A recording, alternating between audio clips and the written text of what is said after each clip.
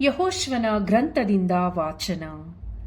ಸರ್ವೇಶ್ವರ ಸ್ವಾಮಿ ಯೆಹೋಶುವನಿಗೆ, ನಾನು ಈಜಿಪ್ಟಿನ ಕಳಂಕವನ್ನು ಈ ದಿನ ನಿಮ್ಮಿಂದ ನಿವಾರಿಸಿಬಿಟ್ಟಿದ್ದೇನೆ ಎಂದು ಹೇಳಿದ್ದರಿಂದ ಆ ಸ್ಥಳಕ್ಕೆ ಇಂದಿನವರೆಗೂ ಗಿಲ್ಗಾಲ್ ಎಂಬ ಹೆಸರಿಡಲಾಗಿದೆ. ಇಸ್ರೇಲರು ಗಿಲ್ಗಾಲ್ನಲ್ಲಿ ತಂಗಿದ್ದಾಗ ಮೊದಲನೆಯ ತಿಂಗಳಿನ 14ನೆಯ ದಿನದ ಸಂಜೆ ಜೆರಿಕೋವಿನ ಬಯಲಿನಲ್ಲಿ ಪಾಸ್ಕಾ ಹಬ್ಬವನ್ನಾಚರಿಸಿದರು. ಮಾರನೆಯ ದಿನದಿಂದ ಕಾನಾನಿನ ಧಾನ್ಯವನ್ನು ಊಟಕ್ಕೆ ಬಳಸಲು ತೊಡಗಿದರು.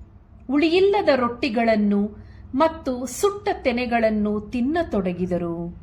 ಆ ನಾಡಿನ ಹುಟ್ಟುವಳಿಯನ್ನು ಊಟ ಮಾಡಿದ ಮರುದಿನವೇ ಮನ್ನವು ನಿಂತು ಹೋಯಿತು. ಅದು ಅವರಿಗೆ ಮತ್ತೆ ಸಿಕ್ಕಲೇ ಇಲ್ಲ.